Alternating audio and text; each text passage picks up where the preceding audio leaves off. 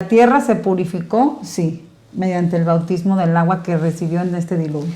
Fueron esparcidos en cuanto a su situación geográfica, pero no fueron esparcidos en cuanto a su lenguaje y en cuanto al conocimiento de Dios. Ahora, Luz, ¿sabías que el arco iris va a dejar de verse? ¿Por qué? Las decisiones que nosotros vamos a tomar van a siempre a causar un efecto, ¿sí? En las generaciones que vienen a futuro, y siempre uno quiere lo mejor. ¿Construye el arca para qué? ¿Para que se salvaran los de su casa? Ándale. Al entrar en el orden del matrimonio, entramos en el orden del sacerdocio, y al entrar en el orden del sacerdocio, entramos en el orden de la exaltación. Y si no es la exaltación, entonces quizás no vale tanto la pena.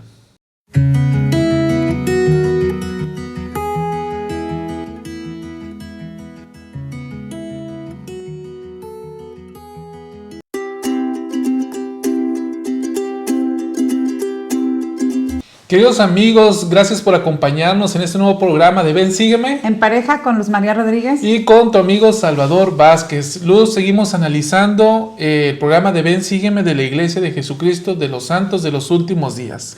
Llegamos a la primera semana de febrero. Sí, ya iniciando febrero. Salvador, ya dejamos atrás enero, qué rápido se pasa el tiempo. Y ya estamos por terminar también Moisés. Vamos a ver hoy el capítulo 8. El último capítulo de Moisés, y en Génesis del capítulo 6 al 11. Así es, Luz. Entonces la lección en Ven, Sígueme se intitula Noé halló gracia ante los ojos de Jehová. Qué bonita, ¿no? ¿Por qué? Qué bonito título de la lección. A mí me gustó mucho cuando la leí esta parte del título, porque ¿quién no quisiera?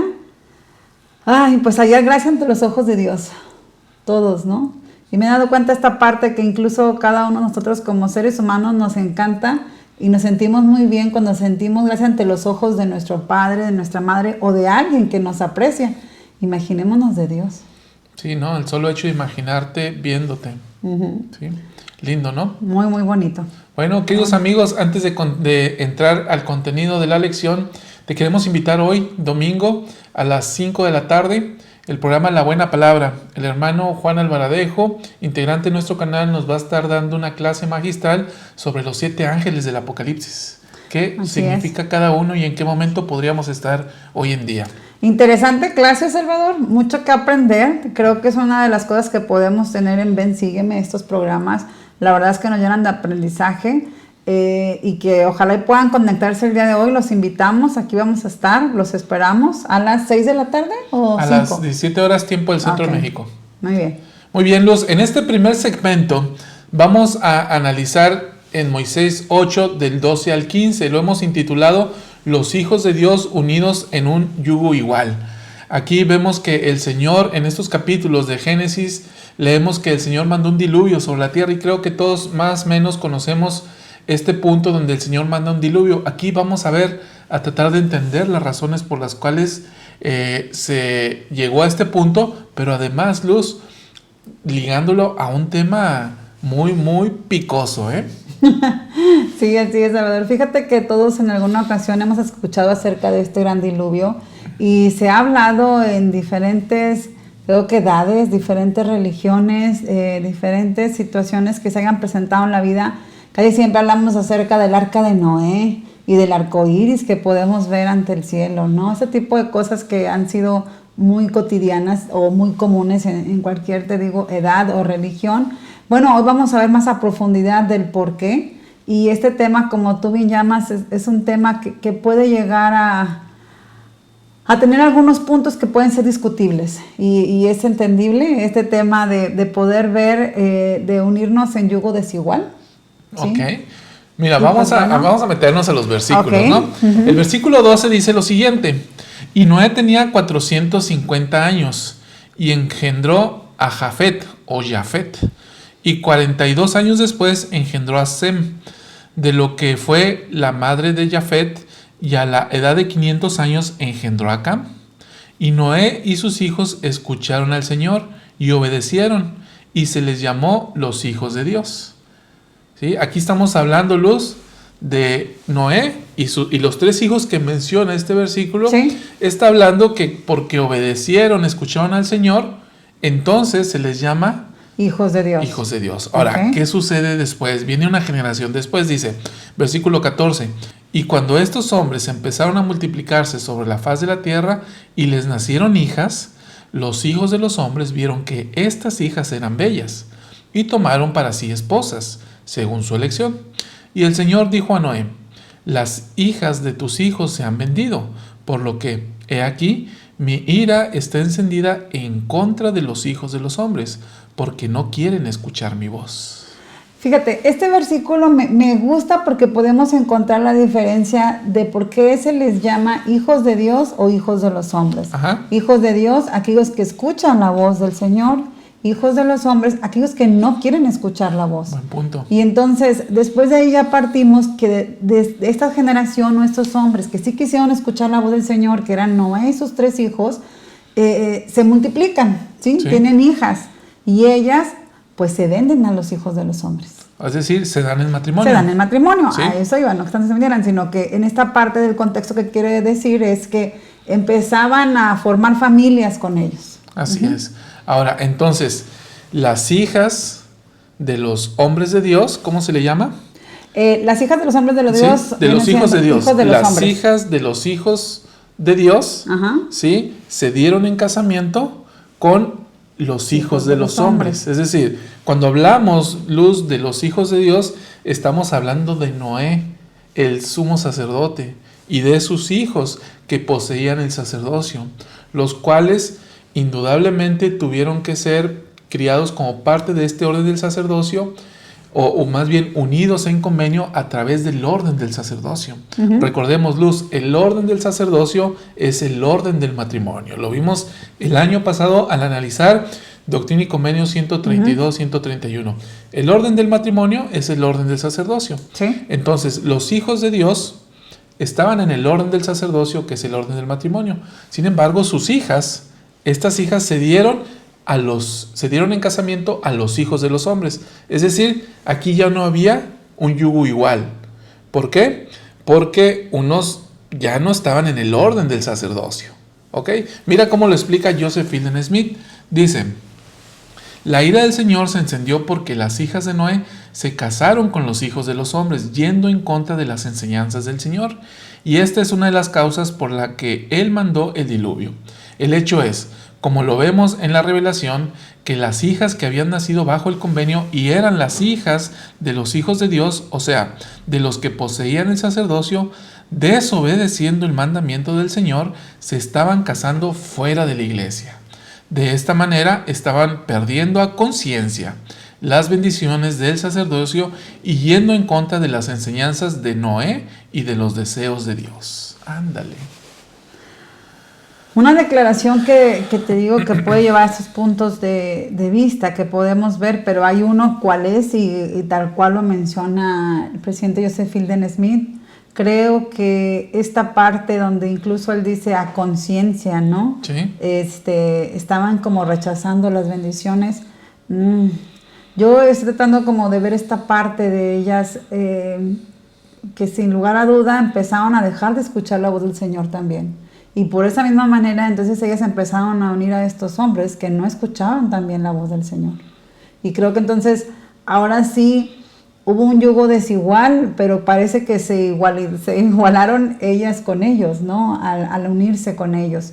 Entonces, pues perdieron por completo el yugo que las unía hacia sus padres. Sí. Esta parte de reconocer, de escuchar la voz del Señor, pues ellas se alejaron de escucharla y hubo un yugo desigual, pero entonces como él aquí dice, entonces el Señor manda el diluvio, ¿no?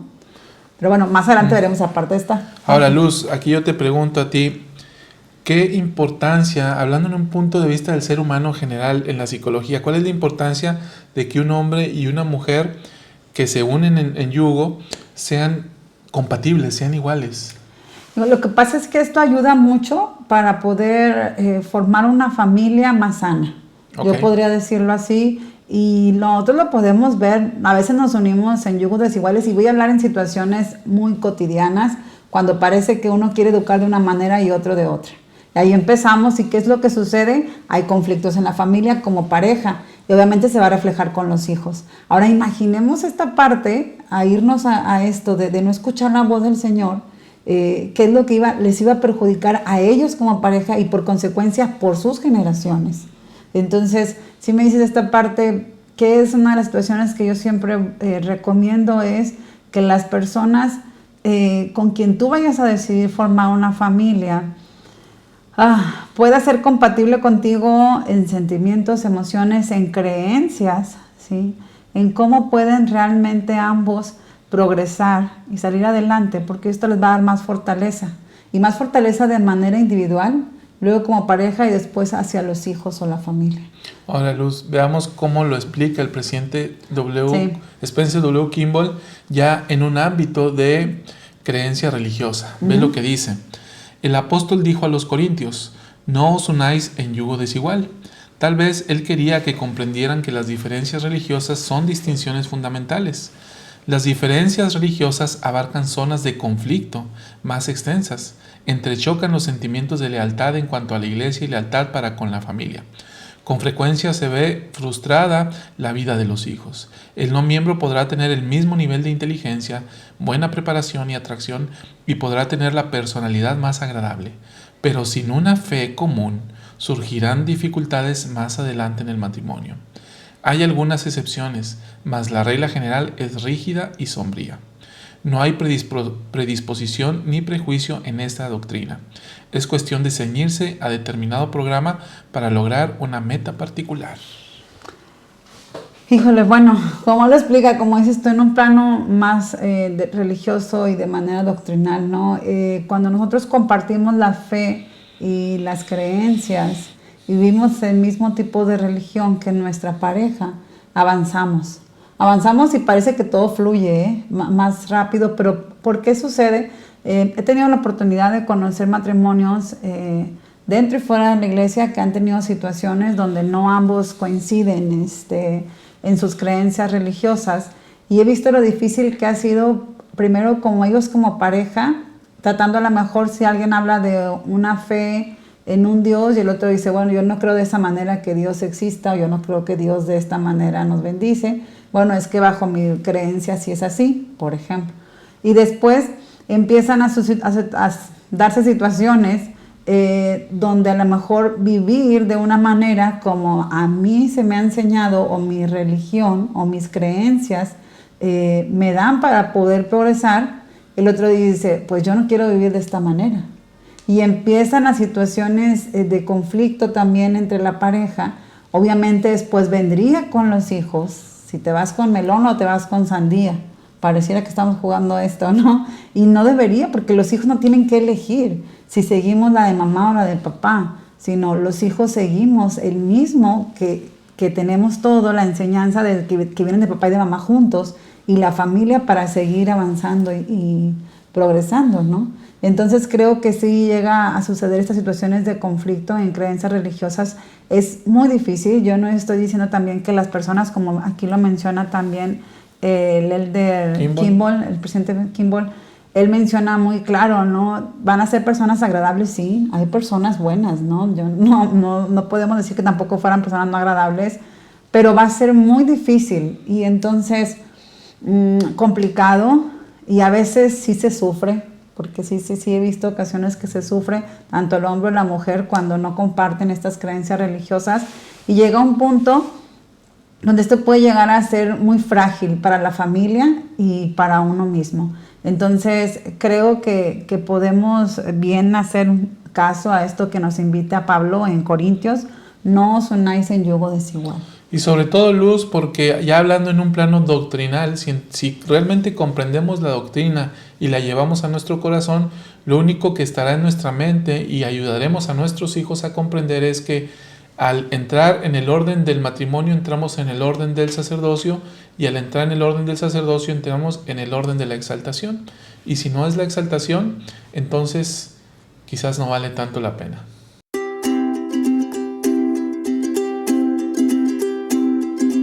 Hemos visto que en ocasiones en la actualidad conocemos personas, o algún motivo ha sucedido, que han rechazado las palabras de los siervos de Dios. En la época de Noé también le tocó vivir esta situación, donde él, siendo el profeta que exhortaba al pueblo al arrepentimiento, también es rechazado por el pueblo. Rechazas la voz del Señor, la voz que habla mediante el profeta que en esta época era Noé.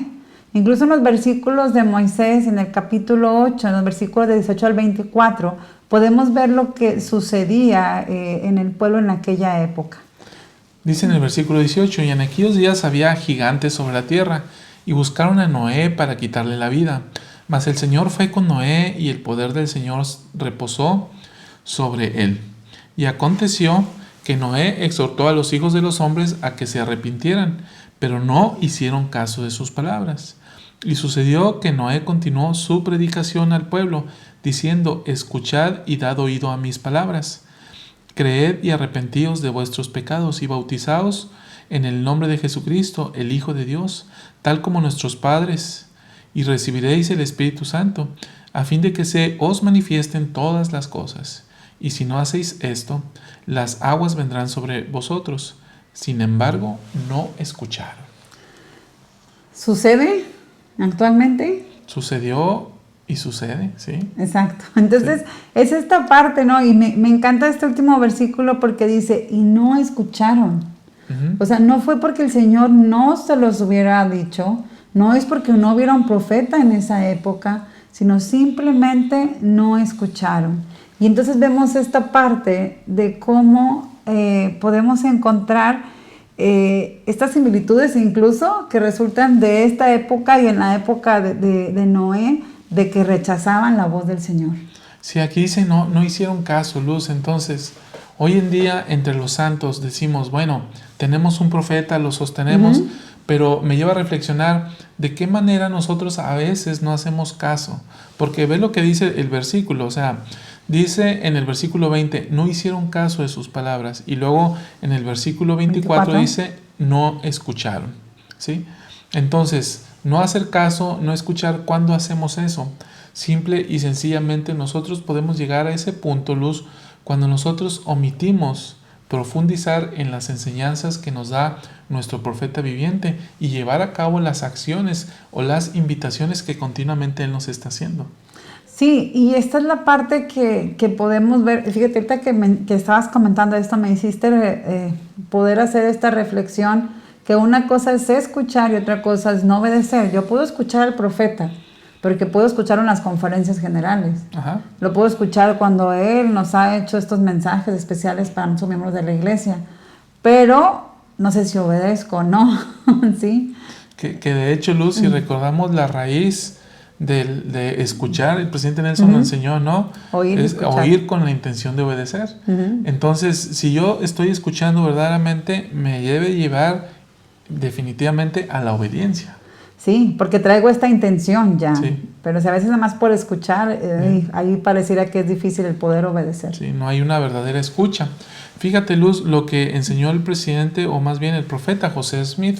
Por alguna razón no me gusta decirle presidente José Smith. Ok, el profeta José Smith. El profeta nos enseñó lo siguiente: Noé era un hombre perfecto, y su conocimiento o revelación de lo que iba a tener lugar sobre la tierra lo habilitó para prepararse y salvarse a sí mismo y a su familia de la destrucción causada por el diluvio. Ese conocimiento o revelación no lo creyeron los habitantes de la tierra. Ellos sabían que Adán fue el primer hombre, hecho a la imagen de Dios, y que era un hombre. Sabían que Enoc había caminado con Dios 365 años y que fue trasladado al cielo sin gustar de la muerte, pero no podían aceptar la nueva revelación. Creemos en la antigua revelación porque nuestros padres creyeron, pero fuera con las nuevas revelaciones, y el diluvio barrió con ellos.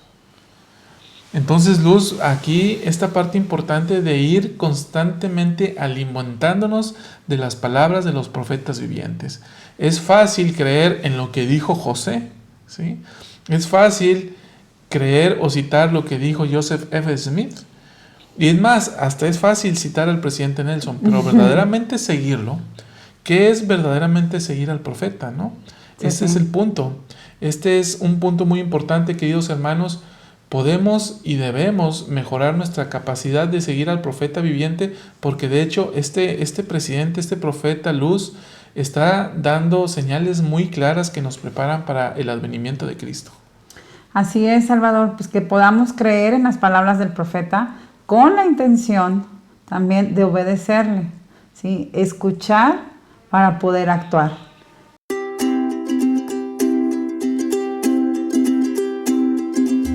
Nosotros dentro de nuestra familia podemos ser un eslabón fuerte para poder ayudar a nuestras generaciones. Y Noé fungió un papel muy importante dentro de su familia y se convierte en este eslabón fuerte. El presidente Hinckley menciona, hay una frase que él dice: no te conviertas en el eslabón débil de la cadena de tus generaciones. Tu fidelidad al evangelio fortalecerá a tu familia. Ándale. No te conviertas en el eslabón débil de la cadena de tus generaciones. Así es. Ay, ¿no es mucha responsabilidad eso? Sí. ¿O lo vemos como responsabilidad o como un privilegio? Privilegio, porque después responsabilidad se escucha a veces como carga, ¿eh? Ajá. Pero también si vemos la palabra responsabilidad, podemos ver como yo voy a tener un beneficio de esta responsabilidad con la que cumplo. Entonces, el beneficio que me puede llegar a dar a mí es esta parte de poder convertirme en el eslabón fuerte y no ser el eslabón débil. Ahora, entonces vamos a ver qué sucedió con Noé. Ya sabemos, ¿no? Uh-huh. Viene, antes de que viniera el diluvio, Noé va y predica. La gente decide no escucharlo, lo veíamos en el segmento anterior. Uh-huh. Entonces el Señor le manda que construya un arca. Y luego, ahorita vamos a hablar un poquito más acerca de eso. Y pues bueno, no lo escucharon. ¿Quién sube al arca? Vamos a verlo. ¿Sí? Así es. Dice en Génesis 7, y Jehová dijo a Noé: entra tú y toda tu casa en el arca, porque he visto que tú eres justo delante de mí en esta generación. En este mismo día entraron en el arca Noé y Sem y Cam y Jafet, hijos de Noé, la esposa de Noé y las 3 esposas de sus hijos con él. Ellos y todos los animales silvestres según sus especies, y todos los animales domésticos según sus especies, y todo reptil que se arrastra sobre la tierra según su especie, y toda ave según su especie, todo pájaro, toda especie alada. Y vinieron a Noé al arca de 2 en 2, de toda carne en que había el espíritu de vida. Versículo 16, y los que vinieron, macho y hembra, de toda carne vinieron, como le había mandado Dios, y Jehová cerró la puerta tras él. Ok, entonces vamos a ver, ¿por qué Noé se convierte en un eslabón fuerte, Luz María? ¿Por qué se convierte en eslabón fuerte? Bueno, por lo que habíamos visto, él tenía el sacerdocio, ¿sí? Okay. Mediante estas llaves, confiere a sus hijos, a sus 3 hijos varones, y bien mencionado aquí es que solamente suben las esposas, y después él sería esta eslabón fuerte para él, entre las antiguas generaciones, lo que él había aprendido desde las enseñanzas que dio Adán, en la actualidad de él, y él transmitírsela a sus hijos. Pero bueno, recordando un poquito lo que ahorita veíamos, las hijas en ese entonces se habían casado o habían andado con los hijos de los hombres, ¿no? Se habían dado en matrimonio. Sí. Pero entonces cuando sube el eslabón fuerte, pareciera, ¿no? Al arca de Noé. Y el eslabón fuerte eran los hijos a quienes él les había transmitido el evangelio del Señor. Ahora, y quienes lo habían recibido también. Sí, ahora Luz, me imagino, y aquí ya estoy en el terreno de la especulación, es que había nietos de Noé, ¿sí? Sí. Que no entraron en el arca. Había los hijos de Sem, de Cam y de Jafet que no entraron en el arca, ¿sí? Porque más atrás, como lo veíamos, dice que las hijas de ellos se habían casado, lo cual significa que ellos tenían hijas, Noé tenía nietos, ¿sí? Entonces, esos nietos no entraron en el arca. ¿Por qué no entraron en el arca? Porque estaban en el grupo de los que no escucharon al Señor, no escucharon la voz del profeta. Sí, y muy importante que en el versículo 1 del capítulo 7 le dice, Señor, porque tú eres justo de esta generación. Sí. O sea, el Señor había visto a todos los hombres y volteó a verles y se dio cuenta que no eran justos, más que Noé y sus 3 hijos y de sus 3 esposas. Ok. Entonces, Luz, aquí la generación fuerte, o más bien Noé se estableció en un eslabón fuerte porque, como tú lo explicabas muy bien, de Adán a Enoc y de Enoc a Noé, en esos 3 intervalos de tiempo, pues hubo generaciones, unas que se conservaron fuertes y otras no, pero una de las que sí fue la de Noé. Y gracias a que Noé fue un hombre justo delante de Dios, entonces es que se limpia la tierra, ¿no? Se limpia la tierra y a partir de estas 8 personas se vuelve a poblar la tierra como si fuera al principio. Así es, interesante ver después lo que sucede después de que empieza a poblarse y de nuevo empiezan esta generación, este eslabón fuerte, a seguir enseñando el Evangelio del Señor. Vemos qué dijo al respecto el elder David Abednar. ¿Sí? ¿Sí? Él dice lo siguiente: como un eslabón en la cadena de sus generaciones, ustedes deben de reconocer que las decisiones que tomen ahora y en el futuro no tienen que ver solo con ustedes. Sus decisiones afectan tanto a los que les han precedido como a quienes vendrán después de ustedes.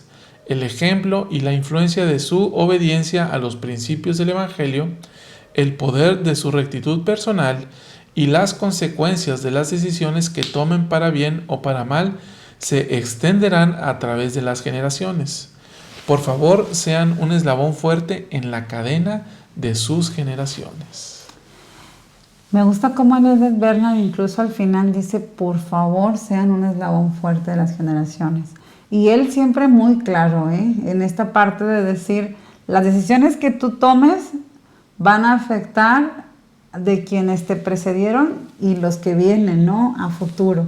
Y creo que en esta charla que les da a estos jóvenes, pues trata de dejarlos muy claro. Y yo creo que no nada más para ellos, sería para todos nosotros el poder escuchar estas palabras de las decisiones que nosotros vamos a tomar, van a siempre a causar un efecto, ¿sí? En las generaciones que vienen a futuro. Y siempre uno quiere lo mejor para los que vienen a futuro. Lo que uno dice, lo que yo tengo, lo que yo doy, me gustaría que estas personas tuvieran más de mí, ¿no? Más de lo que yo tengo. Bueno, pues tener más conocimiento del Evangelio, tener hijos, nietos más firmes dentro del Evangelio.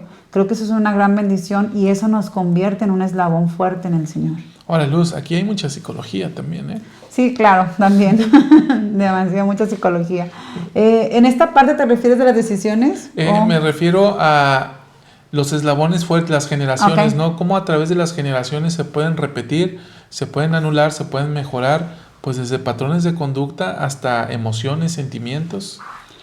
Sí, esta parte porque, bueno, a mí me encanta también esto, porque me haces pensar incluso en la parte de la genealogía. Es que si unimos todo esto de la iglesia, a mí me gusta cómo esto ya llega a unirse de una manera en que es muy entendible para nosotros y ampliamos la visión, porque por eso conocer los antepasados no es simplemente el ir al templo, ya traigo mi hojita y ya. A veces cuando conoces, ¿a ti te ha sucedido? Cuando has conocido la historia de tus antepasados, ¿cómo te sientes más conectados con ellos? No, pues siento que los llego a conocer. Y siento que llego a sentir, he llegado a sentir lo que ellos sienten y he llegado a comprender lo que ellos pensaron o por qué tomaron ciertas decisiones. Y a mí me gusta porque esto que tú sientes para mí es donde te conectas como esta eslabón de la cadena, ¿sí? Donde te conectas con lo que sientes de ellos, los entiendes. Y entonces uno dice, me conecto con mi antepasado y ahora yo que voy a conectar a los demás para poder seguir avanzando, ¿sí? Voy a transmitir a lo mejor las enseñanzas, pues, que a veces no fueron tan buenas, o como tú ahorita decías, ¿no? Esta parte, estos comportamientos que uno dice se heredan y cómo yo no conocí a mi abuelo y me parezco a él en esta forma de ser. Porque se fueron dando por generaciones, sin querer, un patrón de conducta, una manera de cómo expresar emociones, sentimientos.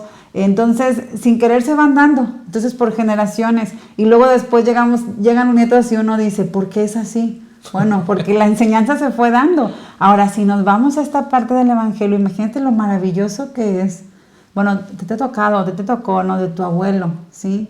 Que tú dices, puedo valorar todo lo que él me dio. ¿Y esto mismo quisieras darle menos a tus hijos o más? Quisiera darle eso y mucho más, ¿no? Mucho más. Entonces esa es la parte que podemos identificar, las cosas que tenemos que nos han ayudado a nosotros para mejorar y que van a mejorar a las generaciones. Entonces ahí nos convertimos en el eslabón fuerte del Señor. Entonces, queridos hermanos, convirtámonos en esos eslabones fuertes. Si hay cosas que necesitamos sanar, sanémosla. Hay a veces que se requiere ayuda profesional y hay veces que simplemente requerimos acudir al Salvador. Esta parte es la más importante, ¿no? Acudir al Salvador para que Él nos sane. Él nos va a sanar de toda dolencia física, de toda dolencia mental, de todo error que hayamos cometido, de toda violación a las leyes en las que hayamos incurrido.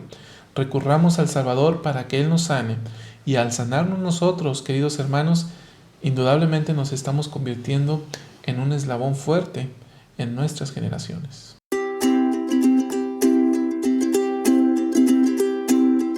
El diluvio, el arca y el convenio. Vamos a tratar de entender estos 3 puntos, Luz. Para ello vamos a las Escrituras.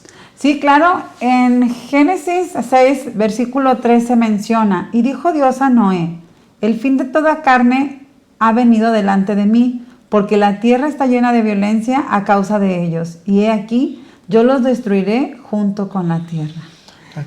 El Señor los iba a destruir. Habían pasado, ¿cuánto tiempo estuvieron? Él estuvo mandándonos al arrepentimiento. Él les dio un periodo de 120 años en los cuales Noé estuvo predicando y no le hicieron caso.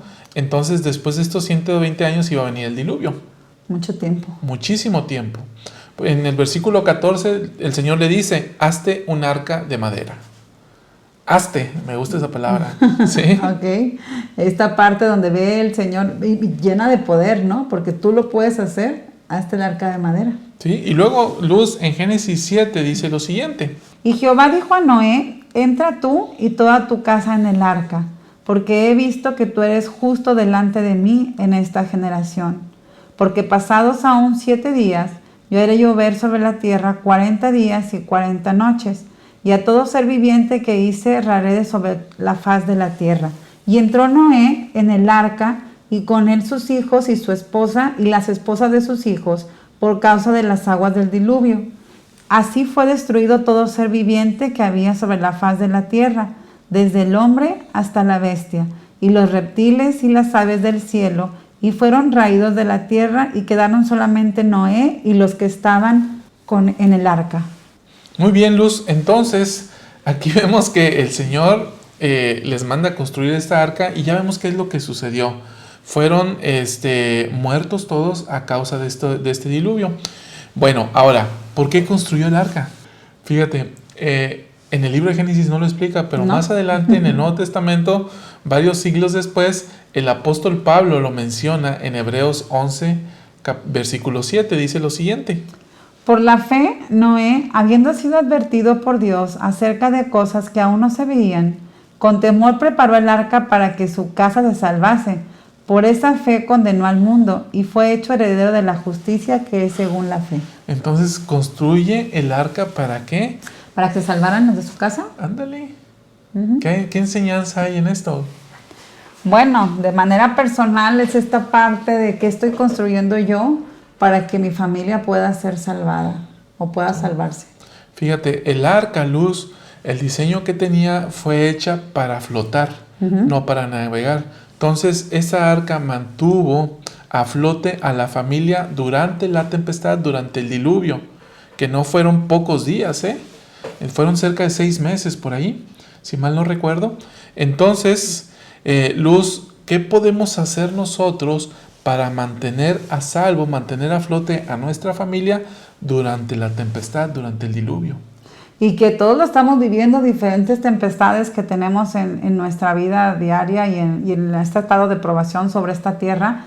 Qué interesante, Y esta parte de poder reflexionar en cuanto a, no vamos a hacer un arca como la de Noé, sino es otro tipo de arca. Un arca espiritual, un arca espiritual en nuestra familia, para que se pueda mantener a flote ante las tempestades. Y yo diría, Salvador, que incluso esta arca espiritual pueden tener como mini botes, por así decirlo, en la parte donde yo te voy a ayudar a ti como familia y a mis hijos a dar esta herramienta o esta arca espiritual, para que de la manera en que tú a veces estés en una tempestad, tú puedas sentirte que estás llevándote a flote en ella. de manera a veces individual, pero a la vez familiar, porque todos somos una familia, ¿no? Un sistema donde todos nos ayudamos, pero hay situaciones de manera personal que cada quien esté viviendo. Luz, tú acabas de rediseñar el arca. El arca. Ajá. Sí. No es eso. Creo que es una enseñanza que podemos tener. Sí, fíjate qué interesante, ¿no? Porque nuestros hijos, y nosotros como hijos o como padres, y luego nuestros hijos, y así, hablando de eslabones fuertes en las generaciones, tendremos que aprender a diseñar nuestra propia arca, ¿sí? Y aprender a flotar mientras venga la tempestad, ¿sí? Fíjate, Luz, ahora vamos a lo siguiente. ¿Qué representa el diluvio? ¿Sí? El arca, pues, es este instrumento que nos va a servir para protegernos. Es una especie de templo, es una protección que nos va a ayudar a mantenernos a flote. Ahora, el diluvio. ¿Qué representa el diluvio? Igual, en el Antiguo Testamento no encontramos una respuesta. El apóstol Pedro en el Nuevo Testamento nos dice en 1 de Pedro lo siguiente. En el versículo 20-21 del capítulo 3, los que en otro tiempo fueron desobedientes, cuando una vez esperaban la paciencia de Dios en los días de Noé, mientras se preparaba el arca en la cual pocas personas, a saber, 8, fueron salvadas por agua. El símbolo de la cual corresponde al bautismo que ahora nos salva, no quitando las inmundicias de la carne, sino como la petición de una buena conciencia ante Dios por la resurrección de Jesucristo. Ándale, Luz. Fíjate, estas 8 personas dice que fueron salvadas por agua, ¿sí? Y luego dice que este símbolo corresponde al bautismo. Entonces, Luz, ¿por qué entonces vino este diluvio sobre la tierra? Porque el agua necesitaba recibir un bautismo para ser más purificada. La tierra, perdón. Sí. La tierra necesitaba un bautismo. Entonces, hermanos, aquí aprendemos esta doctrina. Así como nosotros requerimos un bautismo para poder purificarnos ante Dios e iniciar esta senda de los convenios a fin de prepararnos para regresar a la presencia de Dios, la tierra también lo necesita, porque esta tierra ha de moverse a la esfera en la que está Dios, ¿sí? Y debe estar en un punto donde debe ser purificada. Para ello necesitaba entonces poder recibir un bautismo. De hecho, en la guía del estudio de las Escrituras, Luz, encontramos lo siguiente. Dice, en los tiempos de Noé, la tierra fue totalmente cubierta por las aguas. Esto fue el bautismo de la tierra y simbolizó su purificación. ¿La tierra se purificó? Sí, mediante el bautismo del agua que recibió en este diluvio. Nosotros nos purificamos a través del bautismo, pero luego recibimos el bautismo de fuego que se llama don del Espíritu Santo. La tierra también lo va a recibir. ¿Cuándo? Cuando venga el Salvador. Cuando venga el Salvador, pero esta vez no va a venir con agua. No. Esta vez va a venir con fuego, ¿sí? Y ahí la tierra se va a santificar, ¿sí? O bueno, va a comenzar este proceso. Ahora, Luz, ya vimos el arca, el diluvio. Ahora vamos acerca del pacto que hizo Dios con Noé. Y mucho hemos escuchado seguramente desde pequeños en cuanto el pacto, el arco iris, ¿no? ¿Sí? Vamos a ver en Génesis capítulo 9, versículos 21 al 25, pero atención, la traducción que hace José Smith acerca de esto. Él enseña: y estará el arco en las nubes, y lo veré para acordarme del convenio sempiterno que hice con tu padre Enoc, para que cuando los hombres guarden todos mis mandamientos, vuelva a la tierra Sión, la ciudad de Enoc que yo he tomado para mí mismo.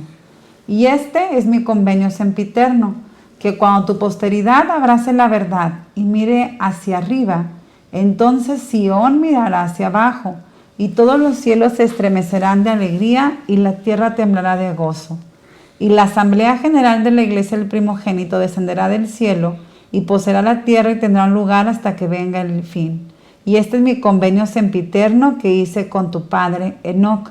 Y el arco estará en las nubes, y estableceré mi convenio contigo, el cual he hecho entre yo y tú, para todo ser viviente de toda carne que esté sobre la tierra.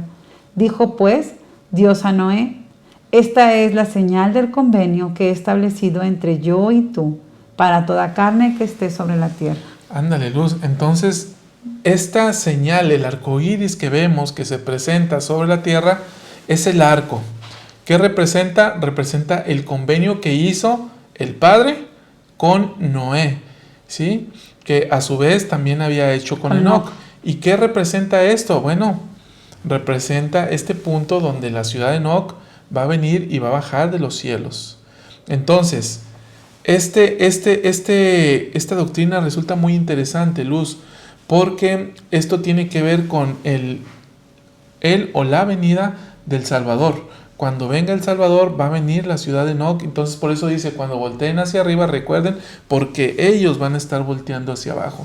Y cuando esto suceda, lo mencionamos la semana pasada, sí, va a ser previo, o va a ser cuando venga el Salvador. Sí, y esta parte, Salvador, a mí me hace sentir a la vez tranquilidad y paz, porque entonces después del diluvio el Señor todavía hace un convenio con Noé, ¿no? Uh-huh. Y bien, como dices tú, es esta parte de poder recordar en nuestra mente a nosotros, quienes estamos conociendo o ya hemos conocido de esta doctrina, de que realmente es una promesa que el Señor ha hecho, de que la ciudad del Señor mirará hacia abajo, ¿no? Y nosotros hacia ellos y seremos uno. Ahora, Luz, ¿sabías que el arco iris va a dejar de verse? ¿Por qué? Ahí te va. José Smith enseña lo siguiente, dice: he preguntado al Señor acerca de su venida, y mientras preguntaba, el Señor me dio una señal y dijo: en los días de Noé puse un arco en los cielos como señal de que en cualquier año que se viera el arco, el Señor no vendría, sino que habría siembra y siega durante ese año. Mas cuando viereis retirar el arco, será por señal de que habrá hambre, pestilencia y grande aflicción entre las naciones, y que la venida del Mesías no está muy lejos. Se va a dejar de ver. Pero por una parte me puedo sentir triste por lo que dice que va a haber, la pestilencia, el hambre, todas esas situaciones, la grande aflicción. Pero también dice que es porque va a venir el Señor. Va a venir el Señor, sí, ya no está muy lejos. Entonces ese arco representa pues que va a venir el pueblo de Enoc, y junto con esto pues va a venir el Señor. Entonces cuando deje de verse, dice José, entonces es una señal de que la venida del Señor está a la vuelta de la esquina.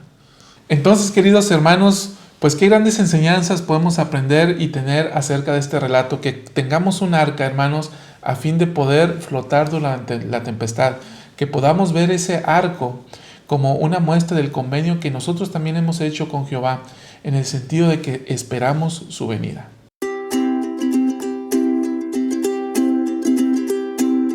Mucho hemos escuchado acerca de Babilonia, la Torre de Babel, donde se confundieron el lenguaje, los hombres ya no podían comunicarse, trataban de construir una torre que llegara hasta el cielo.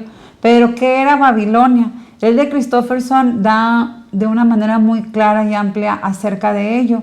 Hay una declaración que él menciona: la ciudad de Babilonia originalmente era Babel, la de la conocida Torre de Babel, y más adelante llegó a ser la capital del imperio babilónico. Su edificio principal era el templo de Bel o Baal, el ídolo del cual se referían los profetas del Antiguo Testamento como vergüenza, dadas las perversiones sexuales que se relacionaban con su adoración.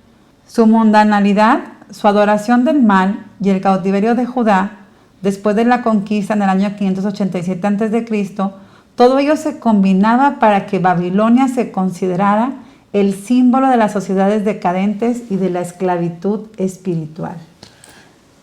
Claro, ¿no? Sí, hasta sí. Incluso menciona, me gusta esta parte donde él dice, la esclavitud espiritual era Babilonia. Así es. Y el origen fue Babel, uh-huh. ¿Sí? Esta torre de la cual vamos a hablar en este segmento, ¿no? En los versículos de Génesis 9 podemos aprender acerca de la Torre de Babel y qué es lo que sucedía en esta época. Versículo 1, 4, 5, 6 y 7, lo vamos a ir leyendo por ahí para poder aprender. Dice lo siguiente: tenía entonces toda la tierra una sola lengua y unas mismas palabras.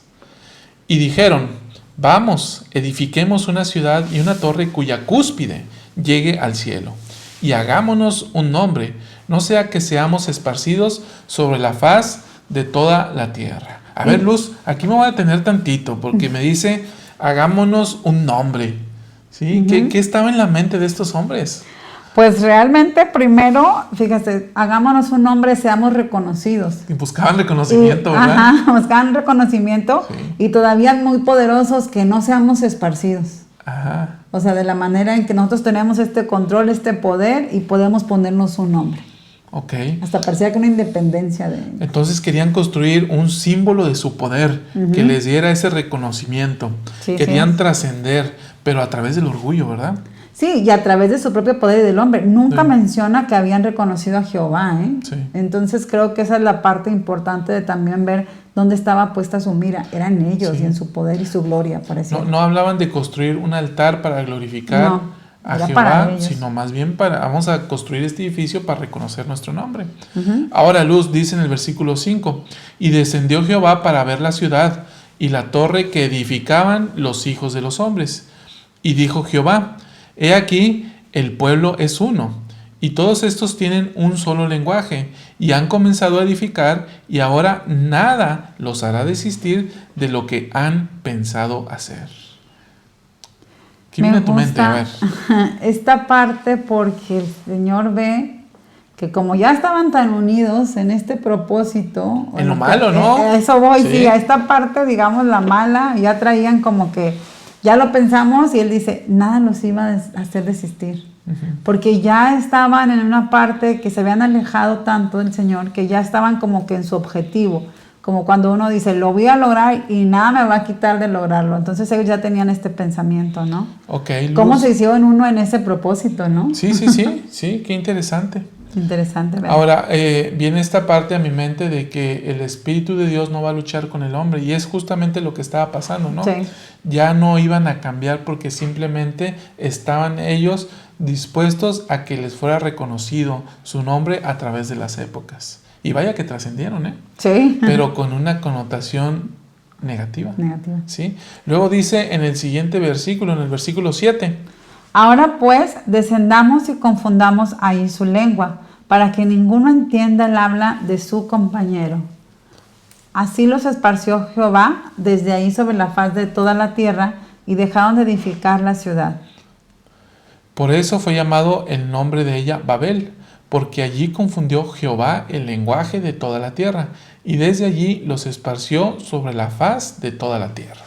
Esto tan conocido, ¿no? Que sucede que ahí es donde el Señor confunde la lengua, y ahora sí, como fíjate lo que dice aquí en este versículo, en versículo 9, de ahí los esparció sobre toda la faz de la tierra. El Señor tenía el poder para esparcirlos. Ellos al primero querían no ser esparcidos, y finalmente el Señor los esparce sobre toda la tierra, ¿no? Así es. Sí, qué interesante, pero todo vino a partir de que querían ese reconocimiento para ellos. Había maldad, desde luego. Sí, el Señor confunde y después son esparcidos. Dice en el capítulo 1 del libro de Éter, versículo 35, y dice, y sucedió que el hermano de Jared suplicó al Señor, y el Señor se compadeció de Jared. Por tanto, no confundió el lenguaje de Jared, y Jared y su hermano no fueron confundidos. Entonces, Luz, ¿por qué no fueron confundidos? Porque se lo pidieron al Señor. Ajá, fíjate, esa es la parte, ¿no? Ellos sí tenían todavía esta conciencia, o reconocían al Señor como su Dios, ¿no? Como su Señor, como realmente el poder reconocer el poder que Él tenía para no confundir su lenguaje. Sí. Entonces yo creo que esta parte, por eso es que ellos en algún momento todavía pueden comunicarse, porque el Señor yo creo que permitió esto sabiendo la intención de sus corazones. Sí, definitivamente ellos tuvieron que haber tenido algo diferente en sus corazones al resto de las personas que sí fueron confundidas. Y luego vino esto donde le dice, bueno, y también nuestros amigos. Sí. Les dijo y les fue concedido Luz. Y después de eso dice, y ocurrió que el hermano de Jared suplicó al Señor, y el Señor tuvo compasión de sus amigos y de las familias de ellos también, y no fueron confundidos. Y aconteció que Jared habló otra vez a su hermano diciendo, ve y pregunta al Señor si nos va a echar de esta tierra, y si nos va a echar de la tierra, suplícale que nos indique a dónde hemos de ir. Y quién sabe si el Señor no nos llevará a una región que sea la más favorecida de la tierra. Y si así fuere, seámosle fieles al Señor, a fin de que la recibamos por herencia nuestra. Me gusta la actitud de Jared. ¿Por qué? Porque él todavía aclara, ¿no? Y le dice al Señor que le suplique, que les diga que no nos confunda, que también va por los amigos de él, por las familias de sus amigos, pero luego después le dice, y que nos diga a qué tierra debemos de ir, todavía confiando en que el Señor va a decirles hacia dónde deben de dirigirse, ¿sí? Que Él es la brújula que los dirige, los guía, y después dice, y si nos manda a un lugar no muy favorecido, no importa, ahí estaremos, y nos la haremos, dice al final incluso, ¿no? A fin de que la recibamos por herencia nuestra. Y dice, entonces, seámosle fieles al Señor. ¿Sí? Entonces, Luz, pues esto sucedió con uno de esos grupos que fueron esparcidos. Fueron esparcidos en cuanto a su situación geográfica, pero no fueron esparcidos en cuanto a su lenguaje y en cuanto al conocimiento de Dios. Así es, entonces creo que podemos aprender de ello, ¿no? No queremos ser esparcidos nosotros como pueblo del Señor, queremos realmente estar en unión. Creo que es una de las cosas que también podemos aprender de la actitud, ¿no? que tiene Jared y su hermano, que podamos ver siempre al Señor como nuestro guía, que no tengamos este deseo a veces de pues tener la gloria ante nosotros mismos, buscar algo que no nos deje pensar solamente en ello por no avanzar y desistir en ello, sino en las cosas del Señor. Creo que es algo que nos vendría y nos podría ayudar bien a todos, ¿no? Así es. Bueno, pues queridos hermanos, esta ha sido nuestra conversación de Ven, Sígueme en Pareja. Esperamos que te haya gustado. Si te ha gustado, te invitamos a que nos regales un like, a que compartas con tus amigos y te invitamos a seguir toda la transmisión de La Luz de la Restauración, todos los programas de La Luz de la Restauración. Hoy, a las 5 de la tarde, tiempo del Centro de México. La buena palabra. Sí, los esperamos. Y bueno, Luz, ¿qué te llevas de todo esto? Ay, muchas cosas, pero creo que entre las que más me agrada es recordar siempre que el Señor hace convenios con los hijos que le escuchan. Y que en esos convenios, viene a mi mente, a través de esos convenios el Señor nos va a proteger durante el diluvio. ¿Sí? Nos va a sacar a flote como sacó el arca a Noé y a sus 3 hijos y a sus esposas. Muchas gracias, queridos hermanos, que tengan una excelente semana.